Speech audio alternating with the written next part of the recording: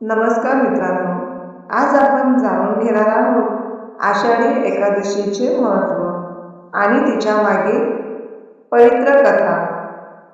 ही कथा आपल्याला भक्ती, संयम आणि कर्तव्य याचे अमूल्य धडे देते. कथा सुरू होते. खूप वर्षांपूर्वी पंढरपूर नगरीत पुंडलिक नावाचा एक तरुण राहत होता.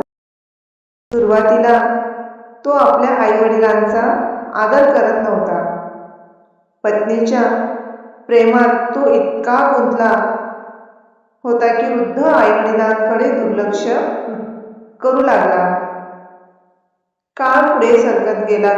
एके दिवशी पुंडलिक तीर्थयात्रेला निघाला. प्रवासात त्याला काही दिव्य स्त्रिया भेटल्या. त्यांच्या वस्त्रावर चिखल होतं, पण त्यांच्या चेहऱ्यावर विलक्षण तेज होते. पुंडलिकने विचारले, तुम्ही कोण आहात? त्या म्हणाल्या, आम्ही गंगा, यमुना आणि सरस्वती आहोत. लोकांची पापे धुतो म्हणून आमच्यावर हा चिखल लागतो. पण जे आपल्या आईवडिलांची मनापासून सेवा करतात त्यांच्या घरी जाऊन आम्ही पुन्हा पवित्र होतो. हे ऐकताच पुंडलिकला स्वतःच्या चुकीची जाणीव झाली. तो ताबडतोब घरी परतला. त्या दिवसापासून त्याने आईवडिलांची सेवा हेच आपले सर्वात मोठे कर्तव्य मानले. प्रेमाने, आदराने आणि भक्तिभावाने तो त्यांची सेवा करू लागला. भगवान विष्णूंचे आगमन. पुंडलिकांच्या या निस्वार्थ सेवेमुळे भगवान विष्णू अत्यंत प्रसन्न झाले.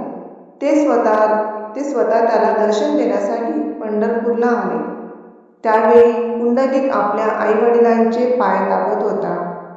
भगवान दारात उभे राहिले आणि म्हणाले, पुंडलिका, मी तुझ्या दर्शनासाठी आलो आहे. पुंडलिकाने मागे न वळता नम्रपणे उत्तर दिले, प्रभू, मला क्षमा करा. सध्या मी माझ्या आईवडिलांच्या सेवेत आहे. कृपया थोडा वेळ थांबा. त्याने जवळची एक वीट भगवानांकडे सरकवली आणि म्हणाला, प्रभू, कृपया या विटेवर उभे राहा.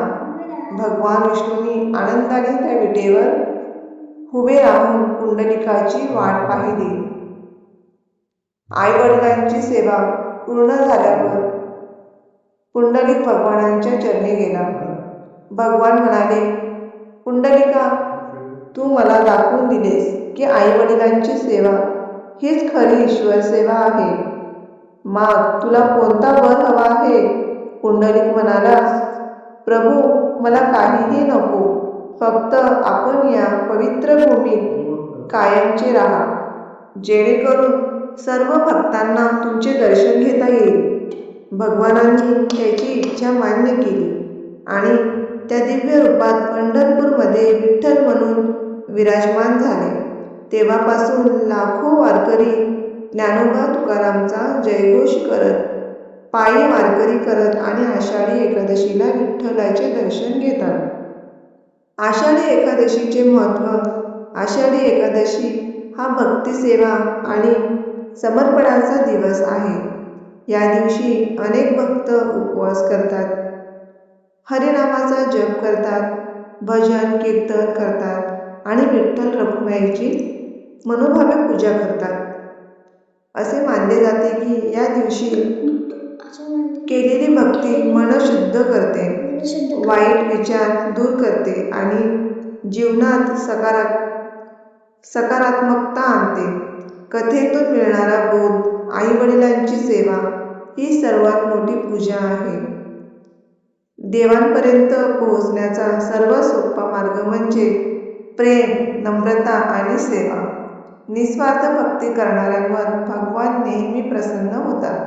अहंकार सोडून कर्तव्याला प्राधान्य दिल्यास जीवन धन्य होते. जय जय राम कृष्ण हरी. पांडुरंग हरी. विठ्ठल विठ्ठल.